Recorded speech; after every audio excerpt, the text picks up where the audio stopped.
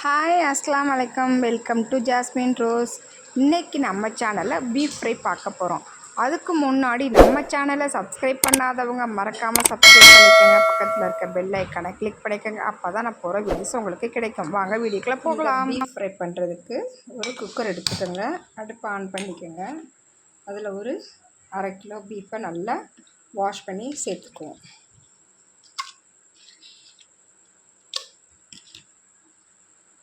அதில் 1 டம்ளர் தண்ணி சேர்த்துக்குவோம்.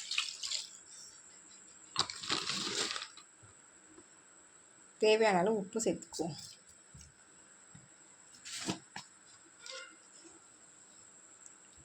கொஞ்சோண்டு மஞ்சள்தூள் சேர்த்துக்குவோம். சேர்த்து நல்லா மிக்ஸ் பண்ணி விட்டுக்கோங்க. மிக்ஸ் பண்ணி விட்டதுக்கப்புறமா இதை ஒரு 5 விசில் விட்டு எடுத்துக்குவோம். இப்போ நம்ம கறி வெந்துருச்சான்னு பார்த்துக்குவோம். விசில் அடங்கிடுச்சு.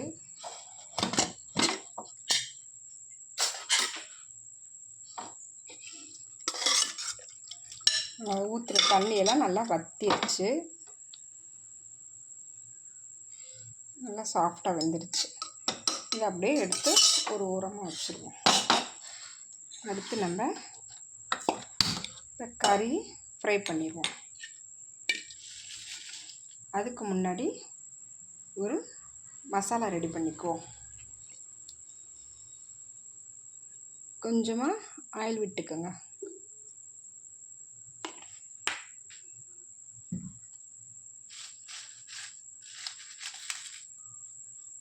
எண்ணெய் சூடேறினதுக்கப்புறமா ஒரு 10 வரமிளகாயை அதில் சேர்த்துருவோம்.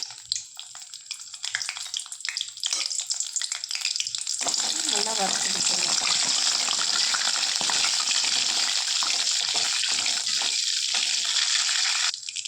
கொஞ்சம் வதங்கினோடனே அதை அப்படியே எடுத்துரு ஒரு மிக்ஸி ஜாரில் சேர்த்துருவோம்.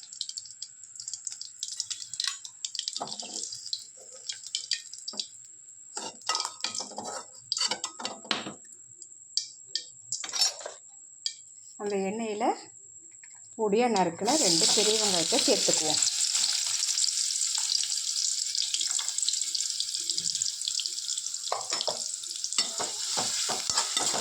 நல்லா வதக்கி விடுவோம்.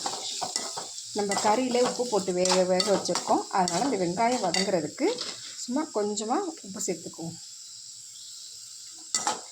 நல்லா வதங்கட்டும் வெங்காயம்.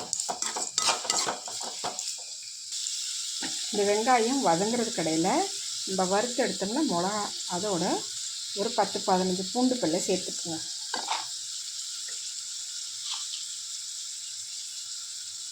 அரை ஸ்பூன் மிளகையும் அதில் சேர்த்து இந்த வெங்காயம் வதக்குறது கடையில் இதை குறகுறப்பாக அரைச்சி எடுத்துக்குவோம்.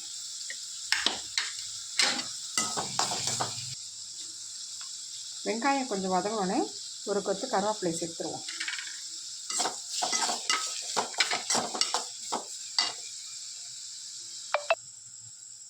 இந்த மாதிரி வெங்காயம் நல்லா வதங்கினதுக்கப்புறமா நம்ம வேக வச்ச பீஃப் இதில் சேர்த்துக்கிட்டோம்.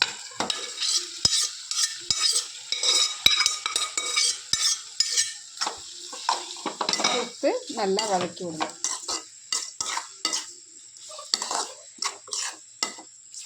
இதுக்கு நிறைய ஸ்பைசஸே தேவையில்லை. வெங்காயம் மட்டும்தான். தக்காளி, இஞ்சி, பூண்டு, மல்லி, புதினா, பட்டை, கிராம்பு இது மாதிரி எந்த பொருளும் தேவை கிடையாது. சிம்பிளாக ஆனால் டேஸ்ட்டாக இருக்கும். செஞ்சு பாருங்கள் கண்டிப்பாக. அதோட நம்ம அது மிக்சியில் அரைச்ச இந்த மிளகாயை சேர்த்துருவோம்.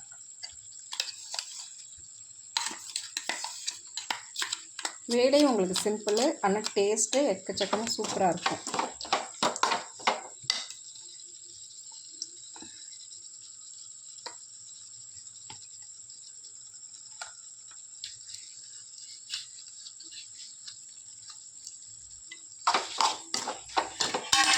லைட்டாக அந்த மிக்சியை கழுவி கொஞ்சம் தண்ணி சேர்த்துக்குவோம். கொஞ்சமாக ஒரு 1/4 டம்ளர் கூட அதோட கம்மியாக தான் சேர்க்குறேன் தண்ணி. சேர்த்துட்டு எல்லா மசாலாவும் அந்த கறியோடு சேர்கிற அளவுக்கு நல்லா கிண்டி விடுங்க. இது காரத்துக்கு வந்து நம்ம வரமிளகாயும் மிளகும் தான் போட்டிருக்கோம், மிளகாத்தூளெல்லாம் போடலை. அதுக்கு தகுந்த மாதிரி உங்கள் காரத்துக்கு நீங்கள் வரமிளகா சேர்த்து அரைச்சிக்கோங்க. ரொம்ப சிம்பிளான டிஷ்ஷு, ஆனால் டேஸ்டான டிஷ்ஷு. மறக்காமல் இதை செஞ்சு பார்த்துட்டு எப்படி இருக்குன்னு சாப்பிட்டு பார்த்துட்டு கமெண்ட் பண்ணுங்கள், லைக் பண்ணுங்கள். மறக்காமல் எங்கள் சேனலை சப்ஸ்கிரைப் பண்ணுங்கள். தேங்க்யூ.